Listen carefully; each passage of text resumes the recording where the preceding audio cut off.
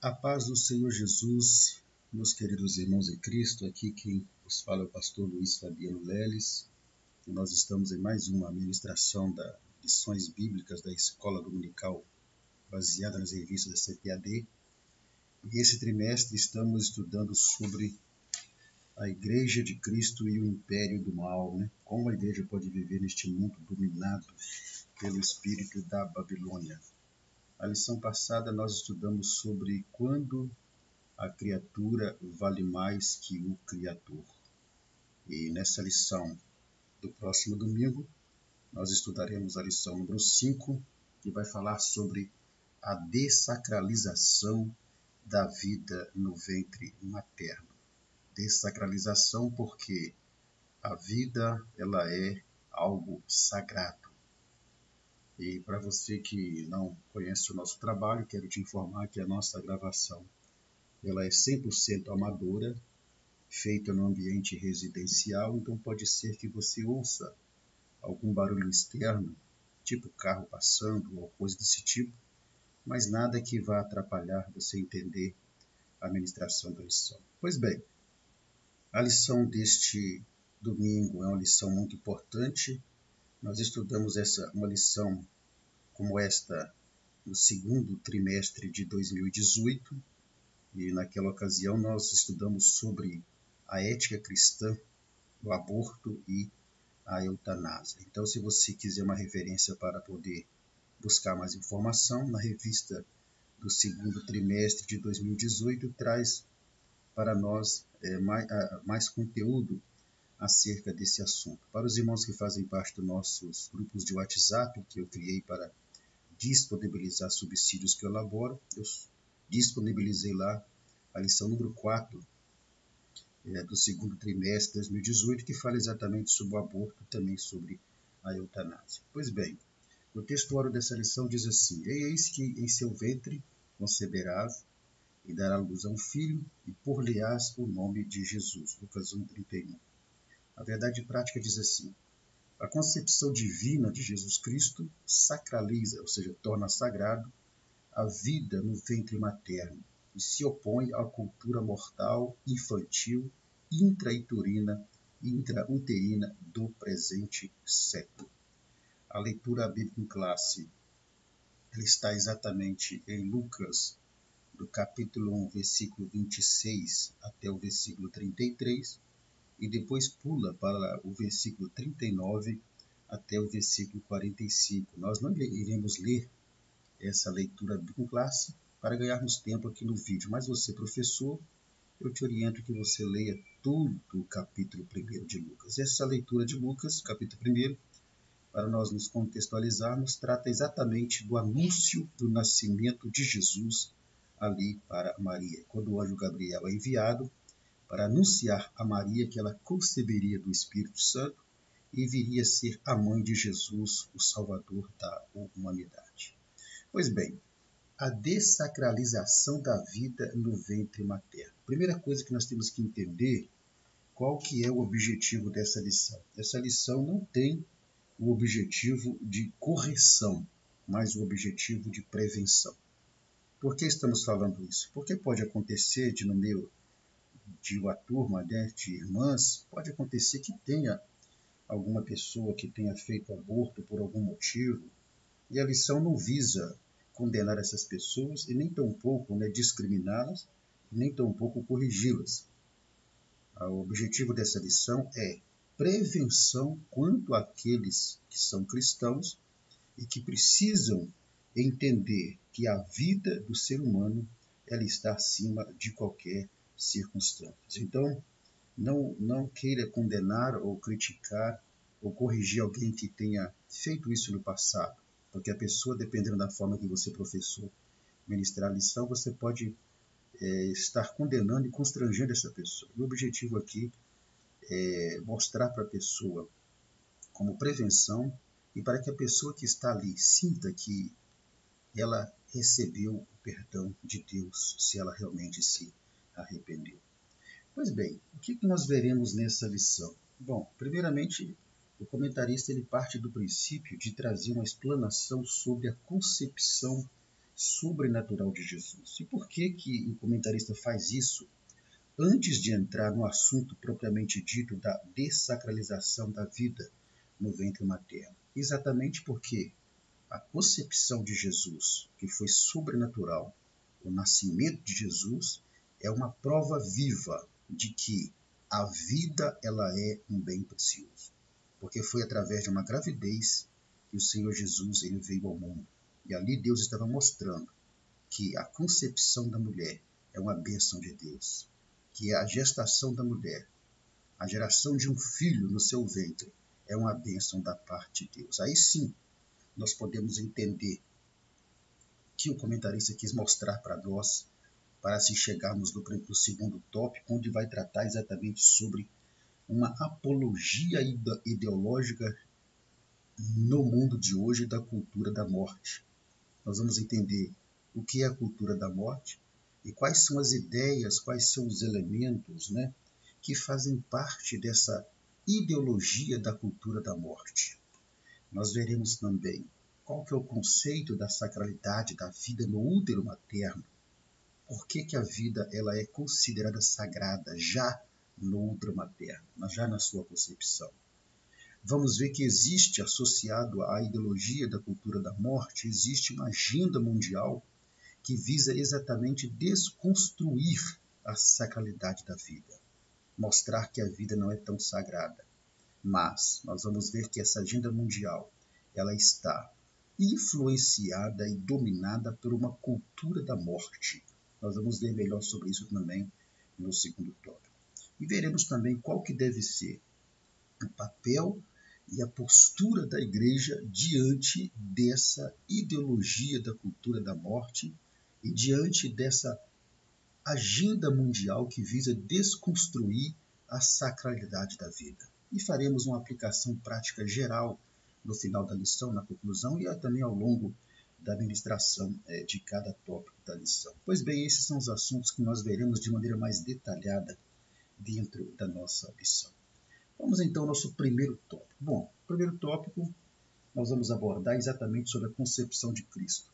Vamos ver a dinâmica dessa concepção de Cristo que foi sobrenatural. Dinâmica quer dizer como ocorreu essa concepção sobrenatural de Jesus que prova para nós o quão importante é a vida do ser humano. Bom, a primeira coisa que nós precisamos entender é que quando o homem peca, Deus não foi pego de surpresa. Deus já havia idealizado o plano de redenção e o plano de salvação para o homem. Então foi traçado por Deus antecipadamente a queda do homem na sua presciência. Deus já sabia que o homem ia cair, então Deus deixa já o seu plano divino de salvação já prontinho para ser executado. E neste plano de salvação incluía o quê? Este plano incluía exatamente o nascimento de Jesus. E isso iria acontecer de que forma? Isso iria acontecer exatamente por meio da encarnação de Jesus, via uma concepção sobrenatural de Jesus no ventre de uma mulher. E os profetas falaram sobre isso. Vamos ler apenas Isaías capítulo 7 e o versículo 14. Não vamos ler todas as referências, mas apenas algumas, e você, professor, depois com o tempo, poderá ler as referências todas. Mas Isaías 7,14 fala exatamente sobre isso. E lá vai dizer assim, portanto, o mesmo Senhor vos dará um sinal. Eis que uma virgem conceberá e dará à luz a um filho e será o seu nome Emanuel, que traduzido quer dizer o quê? Deus conosco. Então, Deus idealiza um plano divino de salvação para que o homem pudesse ser redimido após a sua queda, e esse plano incluía exatamente a concepção sobrenatural de Jesus. Jesus ele se encarnaria, e isso aconteceria através da concepção sobrenatural no ventre de uma mulher, de uma virgem, que todos nós sabemos quem veio a ser na sequência. Então, tudo começa com esse plano divino de salvação. Agora, então, o homem cai, e Deus agora então já tem o seu plano pronto. Depois de milhares de anos, passamos aí vários acontecimentos nas histórias bíblicas, chegamos então ao momento do cumprimento dessa profecia, que era a execução do plano divino de salvação, que incluía exatamente a concepção sobrenatural e o nascimento de Jesus. E agora chegamos ao momento do anúncio do nascimento de Jesus.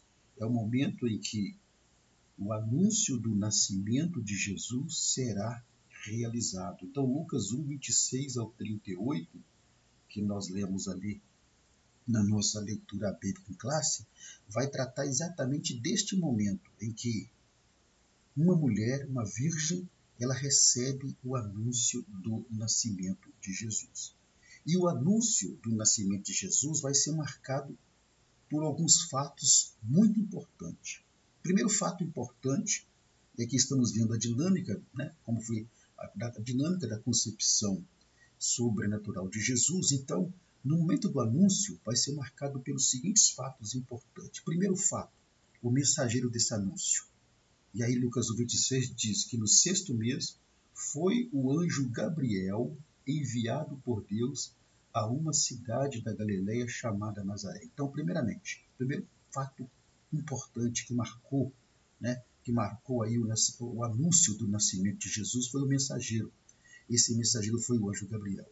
E aí temos uma imagem sugestiva, E quem era o anjo Gabriel? O anjo Gabriel quando você lê a Bíblia dentro do contexto, você vai ver que o anjo Gabriel, ele é aquele anjo que ele assiste diante da presença de Deus.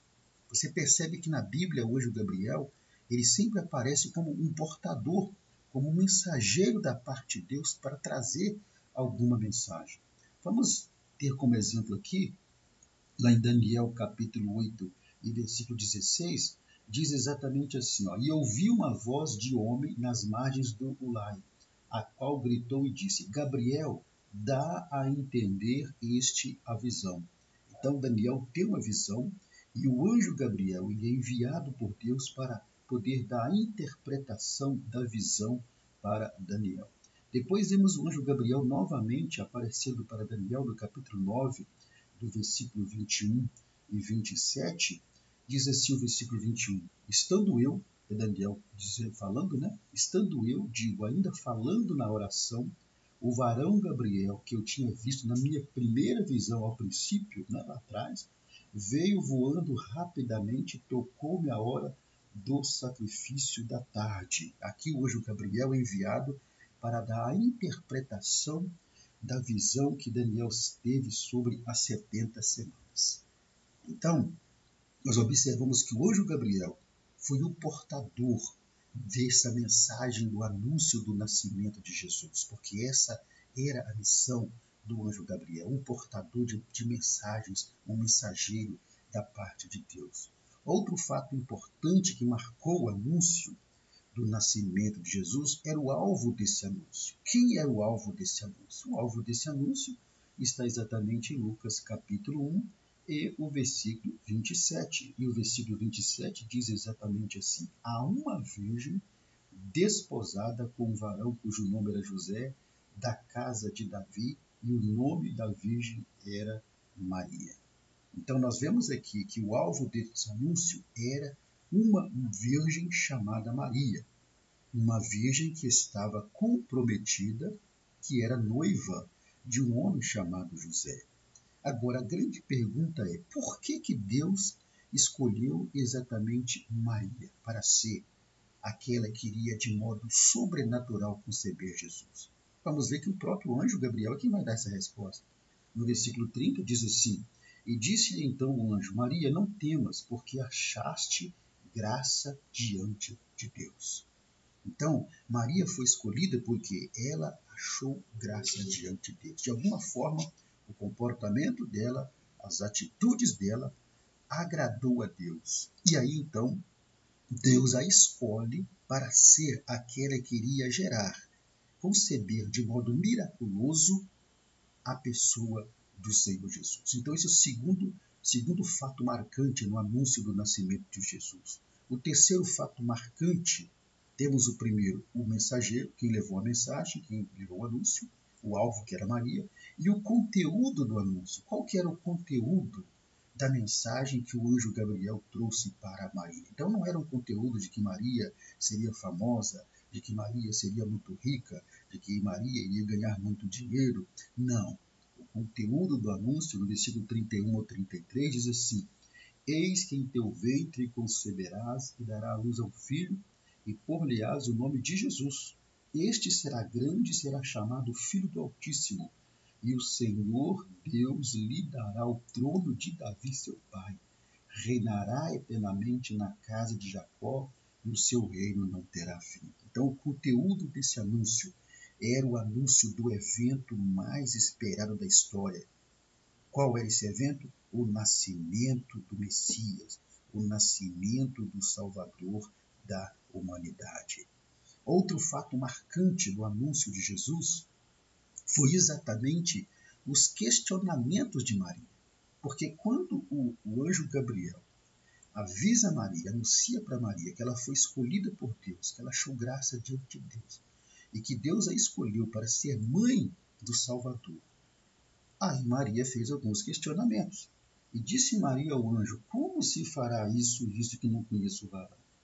E respondendo o anjo, disse: Descerá sobre ti o Espírito Santo, e a virtude do Altíssimo te cobrirá com a sua sombra, pelo que também o santo que de ti há de nascer será chamado Filho de Deus. Então Maria, ela fez questionamentos razoáveis, porque, veja bem, ela começou a pensar assim: tudo bem, mas como é que vai ser isso? Eu sou virgem. Além de ser virgem, eu sou noiva de José. Não tenho relações com homem, muito menos com o meu José, que é meu noivo. Então, como é que isso vai acontecer? Então, os questionamentos de Maria eram questionamentos razoáveis. Ela tinha razão em questionar o anjo acerca de como se sucederia isso. E aí, o que nós vamos ver é que depois que o anjo dá explicações para Maria de como isso iria acontecer, que viria sobre ela o Espírito Santo, né? E aí esse Espírito Santo viria sobre o seu ventre, viria sobre o seu ventre, sobre o seu útero. E ali então ela conceberia do Espírito Santo, né? Conceberia do Espírito Santo ali a pessoa do Senhor Jesus. Então, quando o anjo dá essas respostas para ela, e o anjo faz algo que Maria não pediu, o anjo vai dar um sinal. E o sinal está no versículo 36, diz assim, ó, E eis que também Isabel, tua prima, concebeu um filho em sua velhice. E é este o 6º mês para aquela que era chamada estéril, ou seja, a prima de Maria Isabel, havia 6 meses que ela estava grávida, ela era estéril, e além de ser estéril, estava numa idade imprópria para a gestação, para conceber um filho. Mas por milagre de Deus, Isabel estava grávida. Aqui Maria fica sabendo que Isabel, sua prima, que era estéril, estava grávida. E o anjo dá 2 anúncios para Maria. Dá o anúncio de que ela seria a mãe do Salvador e dá o anúncio que Isabel, a prima dela, que era estéril e velha, estava grávida ali. Era um sinal que o anjo estava dando de que Maria seria concebida, né? Que Jesus seria concebido no ventre de Maria pelo poder do Espírito Santo. Então, a partir daí, Maria, então, ela aceita, se submete ali àquela missão que Deus escolheu ela para poder cumprir sem restrição nenhuma. E a partir daí, Deus vai cuidar de tudo. Por quê? Porque vemos lá em Mateus capítulo 1, versículo 19 e 25, evidentemente que Maria, automaticamente, ao sair da presença do anjo, ela contou para José o que aconteceu. E aí nós vemos que José, que era o marido de Maria, ele teve muitas dúvidas acerca daquilo que Maria estava contando. Era natural, porque era algo demais para alguém entender se não visse um anjo como Maria também viu. Então José, que era um homem justo, ele não conseguiu aceitar aquilo como uma verdade da parte de Maria, sugere para nós, né? Sugere para nós o contexto que José ele poderia ter pensado que Maria o traiu, que Maria se deitou com outro homem, por isso, né, ela estava com aquele papo de que estava grávida, e que então a maior maneira de resolver seria abandoná-la secretamente sem prejudicá-la. Tão honesto que ele era. E aí então, como Maria tinha aceitado cumprir a missão que Deus lhe deu, Deus cuidou de tudo. E em Mateus capítulo 1, 19 ao 25, vai dizer exatamente assim, É a imagem que você está vendo aí. E disse então José, seu marido, como era justo e não queria infamar, intentou deixá-la secretamente. E projetando ele isso, quer dizer, planejando ele abandonar Maria secretamente.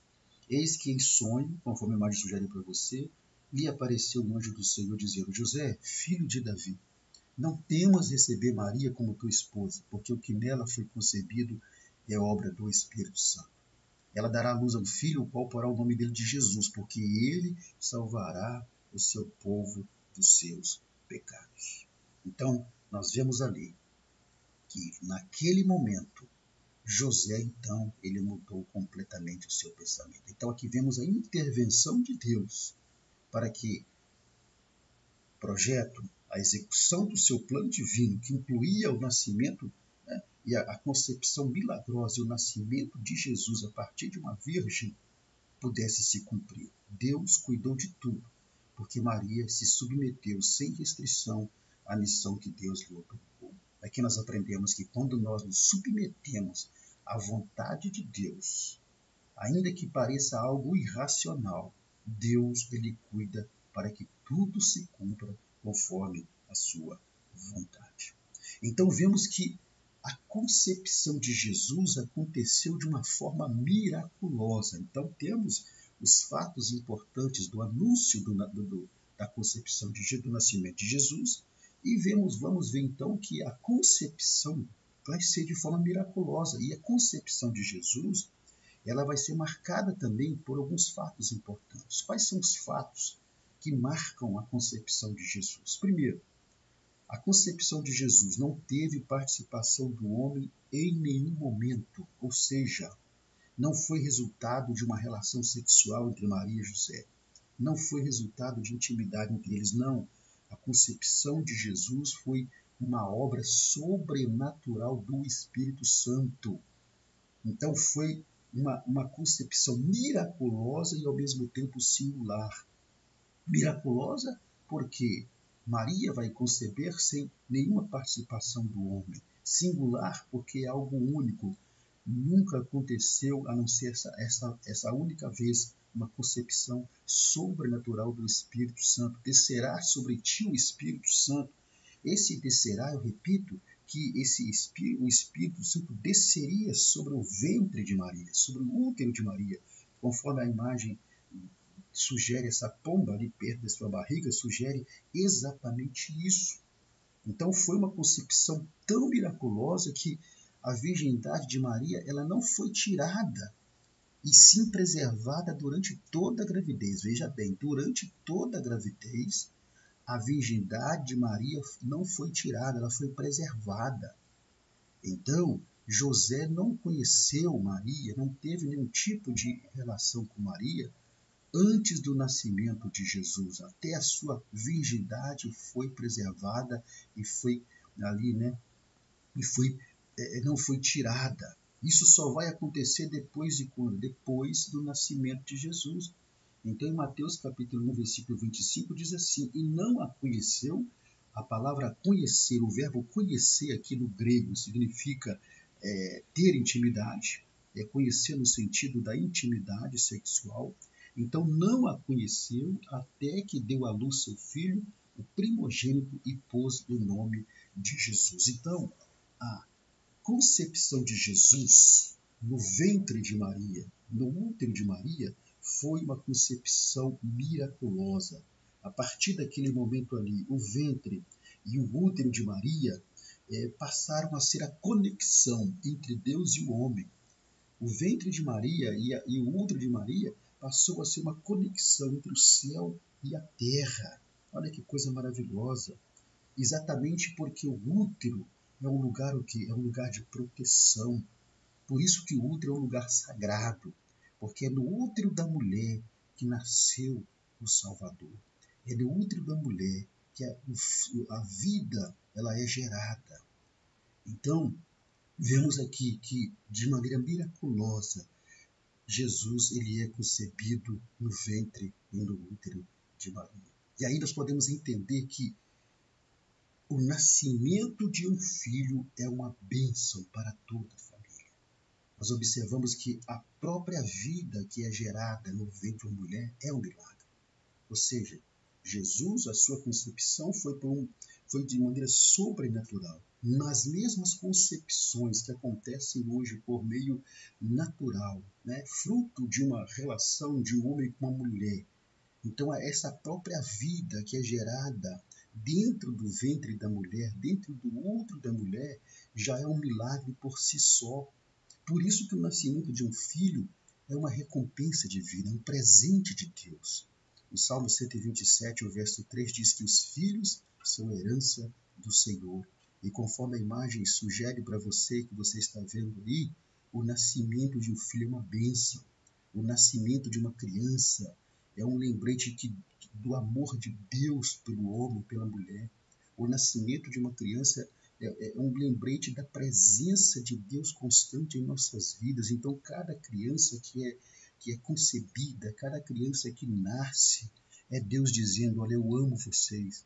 É Deus dizendo, olha, minha presença está junto com vocês. Então, o nascimento de um filho, de uma criança, é um momento de gratidão, é um momento de devoção, é um momento de celebração no qual se celebra ali o que? O presente da vida, o presente de vida que é nos concedido por Deus. Então, a imagem sugere um casal feliz, uma família feliz, o casal feliz com a gravidez e agora a família toda feliz com o nascimento, porque é uma bênção o nascimento de uma criança.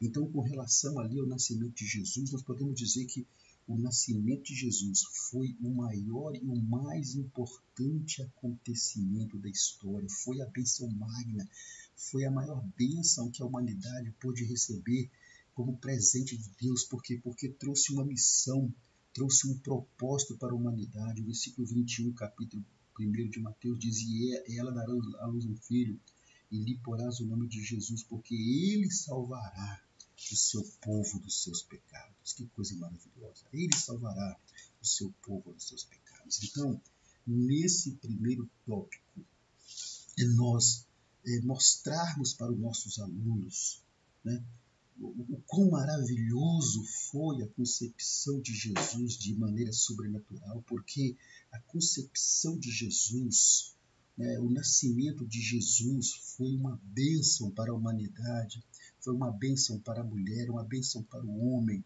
porque a concepção de Jesus mostra para a humanidade o quão importante é a vida do ser humano. Pois bem, nesse primeiro tópico, então, nós abordamos sobre a concepção sobrenatural de Jesus e vimos a dinâmica, ou seja, como que aconteceu essa concepção sobrenatural e a bênção que foi para a humanidade a concepção sobrenatural e o nascimento do Senhor Jesus, mostrando a partir da sua concepção e do seu nascimento o quão importante é a vida humana.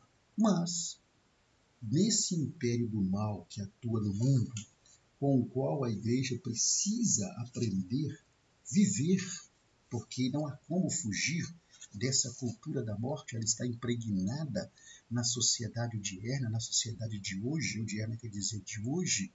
Então existe uma cultura da morte implantada pelo império do mal, exatamente para se contrapor à cultura da vida. Então a imagem que você vê de um feto, né, sendo segurado ali nas mãos, é exatamente mostrando que existe uma cultura da morte em que você deve esmagar esse feto, mas existe uma cultura da vida que você deve proteger esse feto, proteger essa vida. Então, o que é a cultura da morte? A cultura da morte nada mais é do que um conjunto de ideias que visa exatamente modificar o conceito bíblico da vida, que visa dessacralizar a vida humana já no ventre materno. Por isso o título da lição, a dessacralização da vida no ventre materno. E quais são essas ideias? Quais são as pautas que fazem parte desse conjunto de ideias, né, que formam a cultura da morte? Quando se fala em cultura, estamos falando de algo que se torna comum, de algo que se torna normal. Então, existem algumas pautas, algumas ideologias que visam tornar normal algumas atitudes que vão dessacralizar a vida humana.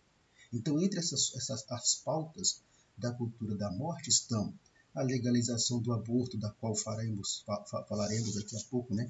Do aborto, da eutanásia. A eutanásia, o que é eutanásia? A eutanásia é exatamente antecipar ou acelerar, né, a morte de um paciente que está em fase terminal por causa de uma doença muito grave, e esse doente em fase terminal, quer dizer, não há jeito, ele vai morrer, mas ele sente muitas dores. E aí, para aliviar o sofrimento, para aliviar a dor desse paciente, o que acontece? Aplica-se a eutanásia. E quais são os métodos que serão aplicados? Ou provoca a morte mediante a aplicação de droga específica, ou então desliga os equipamentos que estão ali mantendo aquela pessoa viva, mas com muitas dores. Então a eutanásia é esse procedimento de antecipar e acelerar a morte de alguém que está em sofrimento por causa de uma doença terminal, de uma doença grave terminal. Então, essa pauta faz parte da cultura da morte. A apologia ao suicídio, né? Ao suicídio assistido, a eugenia, veremos aqui o que é a eugenia daqui a pouco, ainda nesse segundo tópico, a pena de morte, os homicídios, controle de natalidade, tudo isso são pautas que fazem parte desse conjunto de ideias que visam dessacralizar a vida humana, a partir do ventre materno, passando até mesmo pela sua vida infantil, adolescência e adulta. Então, o que nós estamos diante de um projeto ideológico dessa cultura de morte. E o que faz parte desse projeto ideológico da cultura da morte? Ou seja, a cultura da morte visa o quê? Contrapor-se à cultura da vida, porque a Bíblia ela traz uma cultura da vida. Mas existe uma cultura da morte, que na verdade é um projeto ideológico para dessacralizar a vida humana. E o que faz parte desse projeto? Primeiro, impor uma agenda de desconstrução da sacralidade da vida humana, e para isso inclui o que? A eugenia. O que é eugenia? A eugenia é descartar, né? É exatamente descartar o ser humano com alguma malformação ainda no útero materno, ou seja, quando se perceber por meio de exames que aquele feto está com alguma malformação, então aplica-se a eugenia, ou seja, é exatamente não permitir que esse ser humano venha a nascer com essa malformação. A eugenia ela foi muito defendida por Hitler, Adolfo Hitler, que buscava uma raça, né? Uma raça pura, uma raça ariana pura, aonde crianças que nascessem com defeito, com malformação, deveriam ser assassinadas, deveriam ser mortas. Então isso é uma pauta que faz parte do projeto ideológico da cultura da morte, além das demais coisas que nós já falamos ali, do aborto, que vai ser objeto do nosso estudo aqui, da pena de morte, do suicídio, da eutanásia, dos homicídios, né? E outras coisas mais. Outro elemento que faz parte desse projeto ideológico da cultura da morte é a motivar a depreciação da maternidade a fim de que a mulher não deseje ser mãe. Então, conforme a imagem que você vê embaixo de eu não quero ser mãe, exatamente esse projeto ideológico dessa cultura da morte motiva as mulheres a não desejarem ser mãe. Na primeira imagem ali de um feto sendo apagado com a borracha, representando exatamente a eugenia, de algum feto que está com uma formação, tem que ser descartado, apagado. E embaixo, exatamente as mulheres que, motivadas por essa cultura da morte, não desejam ser mãe. Então, porque ser mãe é gerar vida. Se eu não gero vida, logo então, eu não estou cumprindo o papel que Deus colocou como mulher neste mundo, que é gerar vida. Então, essa ideologia, essa cultura da morte tem motivado as mulheres, por vários motivos, a não quererem desejar mais ser mãe, a não quererem mais ter filhos. E a mulher, ela foi criada para ter filhos. Deus a criou para isso.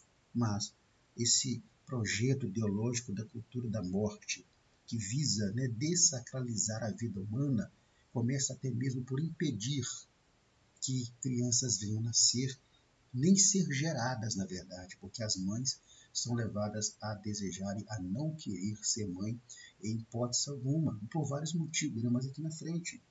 Outro elemento que faz parte dessa cultura da morte, eles dizem, faz parte desse projeto da cultura da morte, modificar o conceito de saúde reprodutiva, né? Exatamente vai justificar o aborto como medida de saúde feminina. Isso, ou seja, a mulher ela se engravida de forma indesejada, e aí para defender a sua saúde, entre aspas, porque a gravidez vai modificar o seu corpo, a gravidez vai produzir enjoos, vai produzir tonturas, isso é uma questão de saúde, então é melhor que eu aborte. Olha só, a saúde reprodutiva para essas mulheres acaba sendo o quê? Sendo uma doença. E aí é necessário que se faça o aborto.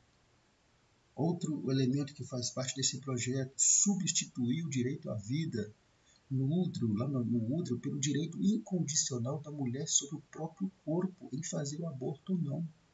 Então, é o que você está vendo aí nessas duas imagens. Então, sobre o slogan, né, meu corpo, minhas regras, esse projeto usa de todo tipo de liberdade sexual, alterações físicas, métodos de interrupções da vida. Olha só a imagem, meu corpo, minhas regras lá em cima. Uma, diga-se, o corpo é meu, eu vou engravidar. É verde, bolinha verde. O corpo é meu, eu não quero ter filho, vou abortar, está com a bolinha vermelha. Então a mulher está dizendo, olha, meu corpo, minhas regras. Podem discutir, debater até vocês cansarem, mas a decisão final será minha, porque o corpo é meu e eu faço do meu corpo o que eu quero. Então, esse projeto ideológico da cultura da morte visa exatamente substituir esse direito à vida dentro do útero pelo direito da mulher de fazer com seu corpo o que ela quer. Só que é preciso entender que o embrião, o feto, não é uma extensão do corpo. Não é uma extensão do corpo como é o braço, não. O feto, o embrião, é um outro corpo que está sendo gerado dentro da mulher. Então, ela não tem direito de tirar esse corpo que está dentro dela, como se tivesse direito de arrancar um dedo, arrancar um braço, que é uma extensão do corpo. Não, não é uma extensão do corpo. Ali ela está diante de um outro corpo. Então, cria-se esse slogan de meu corpo, minhas regras. Então, baseado nesse slogan, elas usam de todo tipo de liberdade sexual, a pessoa acha que pode fazer o que quiser, aí vem a prostituição, vem o adultério, vem a fornicação, fazem todo tipo de alterações físicas, plásticas desnecessárias. Muitas mulheres morrem em meses de cirurgia, fazendo lipoaspirações, fazendo plásticas que não são necessárias para alterar o corpo. Usam todos os métodos de interrupções da vida, comprimidos, enfim, todos os tipos de métodos contraceptivos para poder impedir ou abortar uma criança. Então, esses são elementos que fazem parte desse projeto ideológico da cultura da morte. E aí, vamos entrar exatamente na principal pauta da cultura da morte, que é a pauta que é objeto de estudo nessa lição, que é exatamente o que? A abominável prática do aborto voluntário. Por quê? Porque existe o aborto involuntário. É quando a mulher involuntariamente, por um problema de saúde, por uma queda, por um acidente, acaba abortando a criança, não provocado por ela, mas provocado por fatores externos que não é a sua vontade. Mas o aborto voluntário é aquele aborto em que a mulher ela tem uma gravidez indesejada, ela não quer ter a criança. E aí ela usa desses métodos que estamos vendo aí. Esses são dois métodos, exemplos, né, de dois métodos de aborto que são realmente terríveis. Tem até um vídeo que eu não quis colocar aqui porque ele é muito assim, chocante, né? De um médico que está tentando exatamente matar o feto com uma seringa, como esse primeiro está fazendo, e você vê no vídeo o feto tentando fugir lá dentro da barriga, do ventre da mulher, do ventre do útero fugindo, se movimentando, tentando fugir daquela sucção ali, porque realmente é algo muito chocante, muito triste de se ver. Então, a principal pauta desse projeto de cultura da morte é exatamente o aborto voluntário. o que o aborto é? O aborto nada mais é do que a interrupção da gravidez, a interrupção do processo da gestação, né, por meio da morte do embrião ou do feto. Então, o aborto é aquela expulsão espontânea ou provocada do feto antes do 6º mês de gestação. Então, antes que o feto possa sobreviver fora do ventre materno, porque é a partir do 6º mês que, se a criança nascer prematura, que ela consegue, dentro de uma estufa médica, ela consegue sobreviver fora do feto, mas abaixo disso não. Então, é o ato considerado de descontinuar a vida do ser vivo que está em desenvolvimento, né, dentro ali do útero materno. Então, todo ou qualquer mecanismo, né, contraceptivo que causa a expulsão do feto, do embrião, é considerado o quê? É considerado aborto. Qualquer método que expulse o feto para fora, né, ou que dilacere, é considerado o quê? É considerado aborto. Então, essa é uma das principais pautas desse projeto ideológico da cultura da morte. E qual que é o posicionamento bíblico em relação a essa cultura da morte, cuja pauta envolve, conforme eu disse, o aborto, a eutanásia, o suicídio, a eugenia, a pena de morte, o homicídio e até mesmo o controle de natalidade. Qual que é o posicionamento bíblico acerca da cultura da morte? Primeiro, a Bíblia mostra para nós que a vida é vista como um dom de Deus. E por ser um dom de Deus, a Bíblia se posiciona mostrando para nós que a vida ela deve ser protegida e preservada em todas as circunstâncias. 1 Samuel capítulo 2, versículo 6 diz exatamente assim, olha só: o Senhor é que tira a vida e a dá, faz descer a sepultura e faz tornar e subir dela. É Deus é quem dá a vida.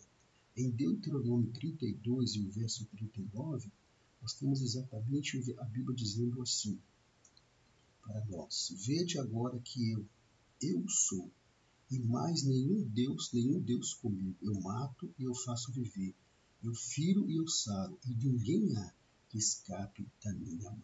Então, a vida, na Bíblia Sagrada, a vida é vista como um dom de Deus. Foi Deus quem deu a vida. A primeira imagem mostra o momento em que o homem é criado a partir do pó da terra e Deus sopra em suas narinas o que?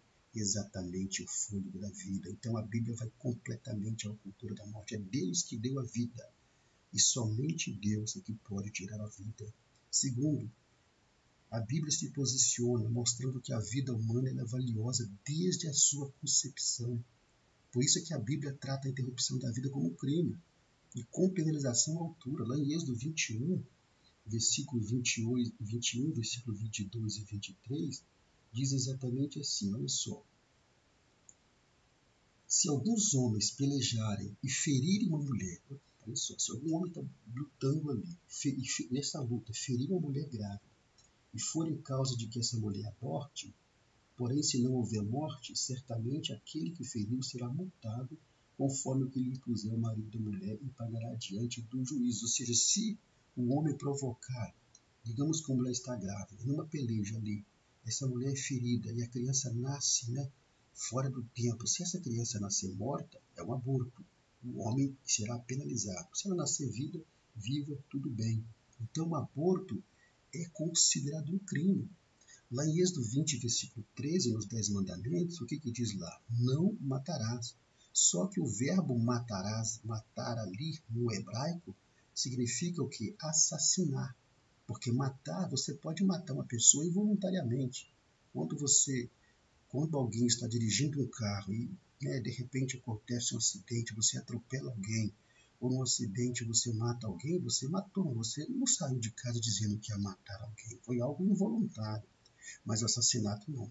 O assassinato é algo pensado, o assassinato é algo premeditado, o assassinato é algo que você planejou. Então a Bíblia trata o aborto como que? Como um assassinato.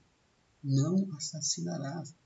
Terceiro, né, o projeto ideológico da cultura da morte fala que a mulher é dona do seu próprio corpo e ela pode fazer e que o homem também, que nós podemos fazer o que quisermos com o nosso corpo, porque meu corpo, minhas regras. Só que a Bíblia vai mostrar para nós que o nosso corpo, ele é templo do Espírito Santo. E como templo do Espírito Santo, ele precisa ser cuidado, precisa ser bem nutrido, porque o Espírito Santo mora nele. Porque ninguém quer fazer mal ao seu próprio corpo. Gálatas 2:20 diz que Cristo vive em mim. Gálatas, Paulo vai dizer o seguinte, olha, vamos ler esse versículo, ele é muito interessante. Gálatas, capítulo 2, e o versículo 20 diz exatamente assim. Já estou crucificado com Cristo e não vivo mais eu, mas Cristo vive em mim. E a vida que agora vivo na carne, ou seja, no meu corpo, vivo-a na fé do Filho de Deus. Então, apesar de nós termos liberdade, o corpo que nós temos é templo do Espírito Santo. Então, para o cristão, não existe essa ideologia de meu corpo, minhas regras. Por quê? Porque o nosso corpo pertence ao Espírito Santo e, pertencendo ao Espírito Santo, a vida que nós vivemos no corpo, temos que viver na fé do Filho de Deus. Paulo vai dizer que nós temos que glorificar a Deus em nosso corpo. E como uma pessoa pode glorificar a Deus em seu corpo? Oferecendo seu corpo para o pecado, oferecendo seu corpo para a prostituição, oferecendo seu corpo para o adultério, para o aborto. Então, a Bíblia se posiciona categoricamente contra essa cultura da morte. Quarto aí, tirar a vida de um embrião, você vê a imagem sugestiva de um embrião, tirar a vida de um embrião ou feto é considerado um atentado contra a dignidade humana, um atentado contra a sacralidade da vida. Por quê? Porque no ventre materno, o autor da vida vai mostrar para nós que a vida começa mesmo quando? A vida começa mesmo no ato da concepção. E vamos deixar para comentar isso aqui mais ali no último tópico, quando fala sobre o começo da vida. Então, outra posição da Bíblia em relação à cultura da morte. Mesmo não tendo nascido, o feto já é um indivíduo portador de vida, que ao ser abortado, ele foi impedido de ver a luz. Aqui está relacionado com o começo da vida. Vamos deixar para comentar, repito, ali no terceiro tópico. Então, nós vimos nesse segundo tópico aqui que existe uma cultura da morte implantada na sociedade odierna. Numa sociedade não apenas brasileira, mas numa sociedade mundial. E essa cultura da morte tem um projeto. E dentro desse projeto estão várias pautas que visam desacralizar a vida humana, mesmo ainda no ventre materno. E vimos que entre a principal pauta está o aborto, a prática abominável do aborto voluntário. E vimos qual que é o posicionamento bíblico em relação a esse projeto da cultura da morte. Assim chegamos ao nosso terceiro tópico. No terceiro tópico, nós vamos abordar sobre a sacralidade da vida. Vamos ver a sociedade odierna e a sacralidade da vida. Primeira coisa que nós temos que entender, e essa mão, esse monte de mãos, né, ali sobre um feto, é mostrando exatamente que a vida ela é o que? Inviolável. Então, o primeiro princípio da sacralidade da vida é que a vida ela é inviolável. Então, temos a inviolabilidade da vida. Todas essas mãos aqui estão protegendo esse feto porque a vida ela é inviolável. Então, este princípio aí da inviolabilidade da Bíblia sustenta que todas as pessoas têm direito fundamental da vida e que deve ser protegida em todas as suas formas, que deve ser valorizada desde o estágio inicial do desenvolvimento até a morte natural, ou seja, até chegar ao momento da sua morte, por meios que Deus vai permitir acontecer a morte, mas não pelo aborto, não pelo assassinato. E Salmo 92 diz que a duração de nossa vida é até 70 anos. A partir daí, né, é canseira, é enfado. Então, a inviolabilidade da vida parte do princípio que todos temos direito à vida, que nós iremos morrer um dia sim, mas que essa morte aconteça por meios naturais, não por um assassinato, não por um homicídio e não por um aborto, quando o ser humano é impedido até mesmo de nascer. Isso. Então, o valor à vida é absoluto. O valor à vida, ele deve se sobrepor a qualquer outro direito, qualquer outro interesse. Em João 10:10 diz que Jesus disse, olha, eu vim para que tenham vida e tenham vida em abundância. Então, cada ser humano que é concebido, ele é concebido para viver. Ele é concebido para ter vida em abundância. E a vida dele deve ser o quê? A vida dele deve ser protegida, deve ser preservada, deve ser realmente guardada. Por quê? Porque a vida humana, ela é inviolável, Por isso, ela tem que ser protegida. Vamos lá. Aliás, Colossenses 1,17 vai mostrar para nós que a vida humana ela passou a existir por causa de quem? Por causa de Cristo, por causa dele. Então, em virtude dessa, lá diz assim Colossenses 1,17, olha só, e ele é antes de todas as coisas, e todas as coisas subsistem por ele. Então, entendemos que a vida humana existe por causa de quem? Por causa de Deus, que é o autor da vida. Então, em virtude desse princípio aí da inviolabilidade da vida, que a vida é inviolável, né? Então, questões como aborto, como eutanásia, como vimos aqui, pena de morte, homicídio, né? E etc., violam o valor intrínseco da vida humana e devem ser o quê? Devem ser rejeitadas. Isso por quê? Isso porque a vida é um ato criativo de Deus. É Deus que é o autor da vida. É Deus que é a fonte originária do fôlego da vida. Então nós temos aí imagens sugestivas a primeira imagem da eutanásia, quando alguém está sofrendo muitas dores devido a uma doença grave e terminal e está vivendo sobre aparelhos, então os aparelhos são desligados para essa pessoa morrer. E embaixo temos uma imagem de alguém que está sendo executado numa pena de morte. Então, quando o homem decide, né, todas essas pautas, principalmente aborto, eutanásia e homicídio, pena de morte, aí nós voltamos lá atrás na lição número 4. Quando a criatura é maior que o Criador. É o homem se colocando no lugar do Criador. Por quê? Porque é Deus, o Criador, que deu a vida.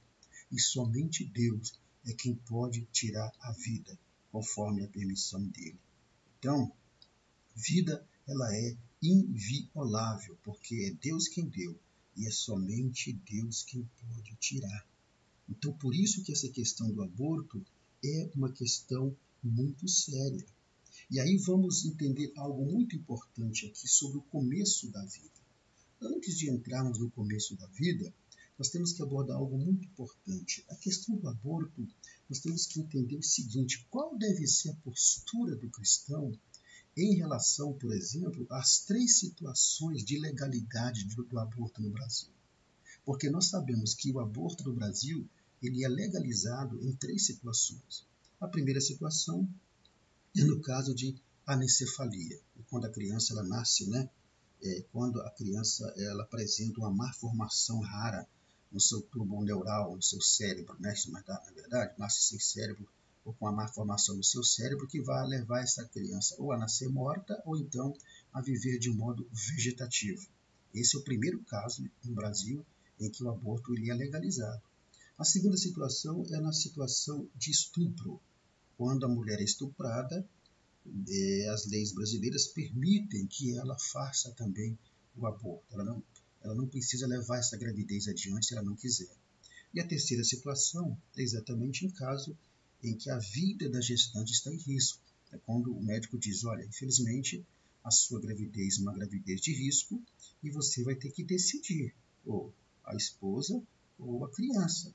Quem você vai querer que sobreviva? Geralmente os médicos, eles optam pela mãe da criança. Então, são essas 3 situações que no Brasil o aborto ele é permitido, ele é legalizado. Bom, a pergunta que se faz é: qual deve ser a postura do casal cristão, da mulher cristã, daqueles que servem a Deus em relação a essas 3 situações? é um caso muito complicado. Mas o que a Bíblia nos diz sobre isso? Por exemplo, no caso da anencefalia, né? Vamos abordar a questão aplicando-a dentro do ambiente cristão, irmãos, porque lá no mundo não vai ter dificuldade nenhuma para a pessoa que não tem princípios bíblicos simplesmente fazer uso da lei e abortar. Eles não têm dificuldade para isso. Mas quando se trata de um cristão, de alguém de uma família que é cristã, de um casal que é cristão, de alguém que é cristão, no caso que, vamos supor, de modo, Deus me livre que isso aconteça, mas pode acontecer. Digamos que alguma irmã, de repente, ela está grávida e o médico constata por exames que a criança ela é anencefálica. Qual será a posição? O médico disse, olha, a criança, infelizmente, ela é anencefálica, ela vai nascer morta, ou ela vai nascer com uma malformação cerebral e ela vai ficar no estado vegetativo. Qual que deve ser a postura da mulher cristã? Olha, nós tivemos no estudo de professores de ontem, nós temos estudo de professores aqui em nossa igreja sede, todas as sextas-feiras às 19h30 e sábado às 15 horas. Então, no estudo de ontem, um professor contou uma experiência pessoal dele, que quando ele casou, assim que ele casou, a sua esposa ficou grávida e o médico chamou o casal e disse, olha, infelizmente o bebê de vocês, ele tem um problema muito sério e que ele vai ter um problema, mental, vai ter um problema na mente dele. E eu opto pelo aborto. E aí, então, esse casal, como era um cristão, e é um professor nosso, disse o seguinte, olha, vamos fazer o seguinte, doutor, se Deus quiser que essa criança nasça dessa forma, ele vai nascer dessa forma e nós vamos cuidar dele com muito carinho. Mas se Deus não quiser, Deus vai levá-lo. O próprio Deus é que vai tirar a vida dele. Nós não vamos abortar essa criança. O médico disse, bom, então é vocês que decidem. E assim foi feito. O que aconteceu? A criança ela veio a falecer dentro do ventre da própria mãe. Ou seja, Deus não permitiu que essa criança nascesse dessa forma. Mas foi Deus que não permitiu. Não foram eles que decidiram matar, assassinar aquela criança. Então, a opção daquele que serve a Deus, veremos aqui, é sempre pela preservação da vida. Se Deus a fez no ventre dessa forma, com característica, Deus a fez com característica para conseguir sobreviver e adaptar-se. Se Deus permitir que ela nasça com vida, então Deus vai provê-la de características para poder se adaptar. Quando esta vida ela é impossível, o que vai acontecer? A morte ela vem por si própria, é o que aconteceu no testemunho desse nosso professor. Então, sempre a preservação pela vida. Ou você usa sua fé, ou você entrega nas mãos de Deus, ou você opta pelo aborto. E aí fica uma reticência. Eu não estou aqui para ficar em lugar de juiz. O segundo caso, no caso de estupro. O caso de estupro, digamos, se estamos aplicando isso dentro do ambiente cristão, no caso de estupro já é um caso não tão complexo. Por quê? Porque pode-se permitir que a pessoa tenha a criança normalmente e doar essa criança, e doar essa criança. Por que não doar a criança? Porque você abortar essa criança, você está abortando uma vida que não tem culpa. Essa criança não tem culpa. Então é preciso ter um acompanhamento psicológico, um acompanhamento espiritual e, quando essa criança nascer, doar essa criança para alguém. Eu sei que isso é complexo, porque eu sei que é só quem está vivendo o problema que sabe a situação que é. Mas, para o cristão, repito, a preservação da vida deve ser a primeira opção. A partir daí, fica na decisão da pessoa. E o terceiro caso, a vida da gestante estiver em risco, mais uma vez você vai ter duas opções. Neste caso, a mulher tem duas opções, o casal tem duas opções. Primeiro, optar pela fé e dar continuidade a essa gestação, mesmo o médico dizendo que a mãe corre risco, ou então aceitar a indicação médica, cuja finalidade ali é salvar a vida da mãe. E aí, mais uma vez, a pessoa com Deus. Então, o que eu quero dizer aqui é que em todas essas três situações em que há a legalidade do aborto no Brasil, A primeira opção do crente deve ser a opção pela preservação da vida. A vida, ela deve ser preservada acima de qualquer circunstância.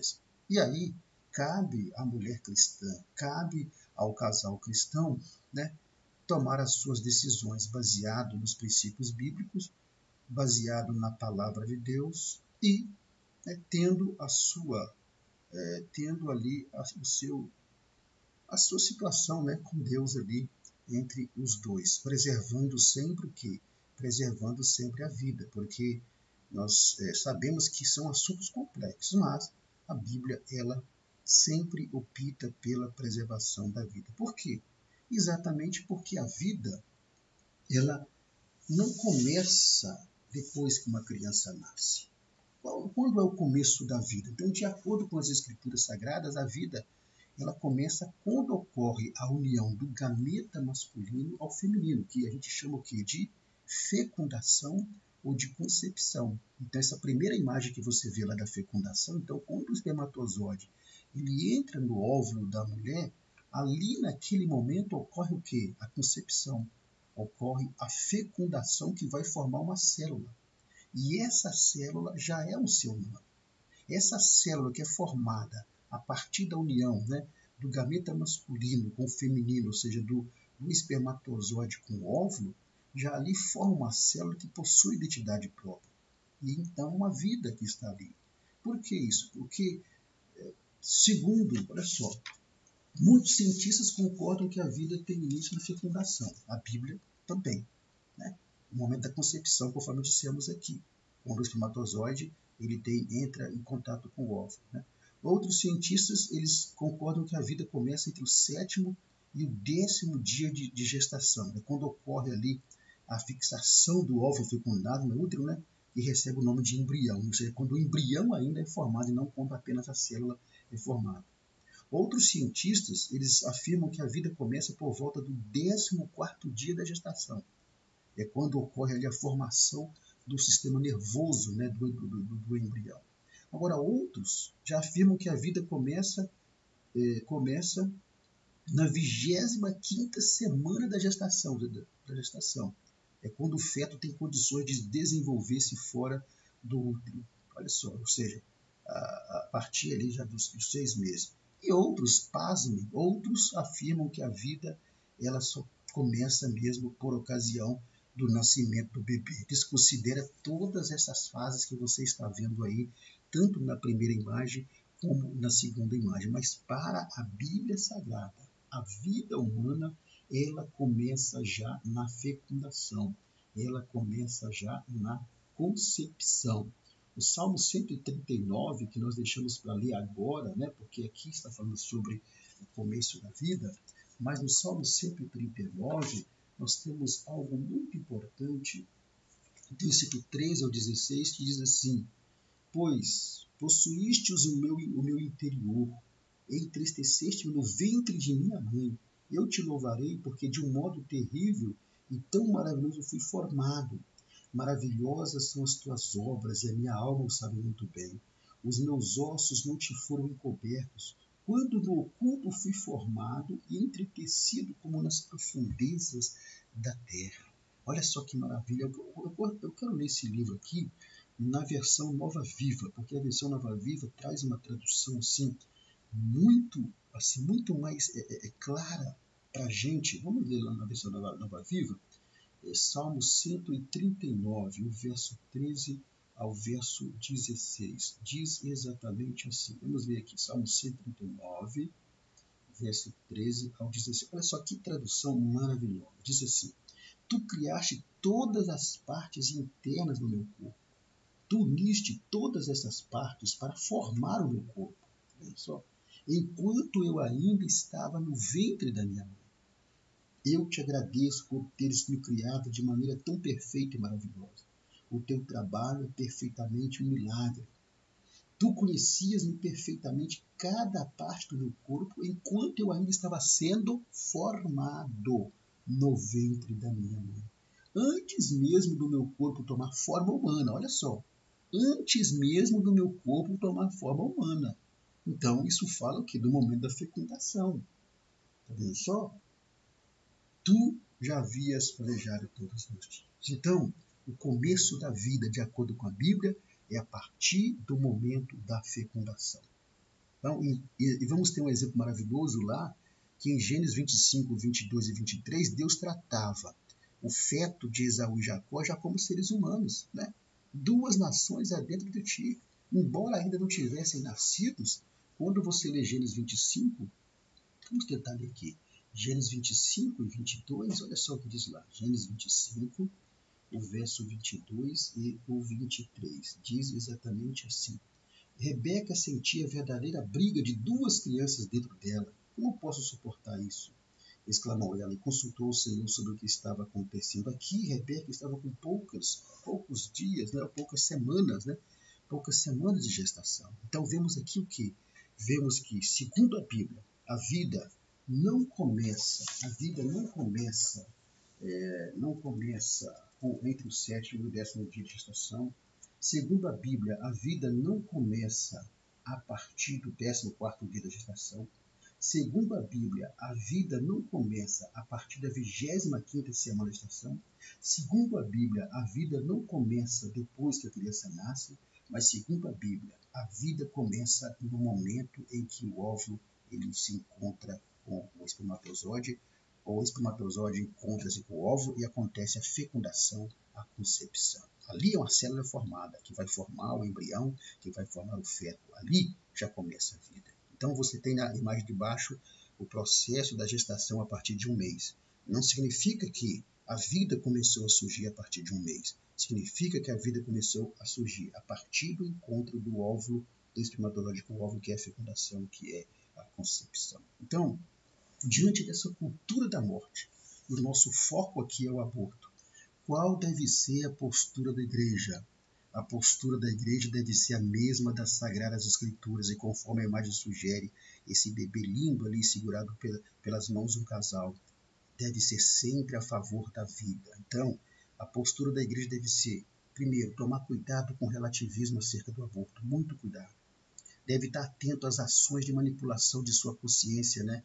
E o desrespeito da vida humana deve estar sempre pronto para poder não ser enganado de forma alguma, não ser ludibriado de forma alguma. É preciso tomar cuidado com isso daí, na verdade.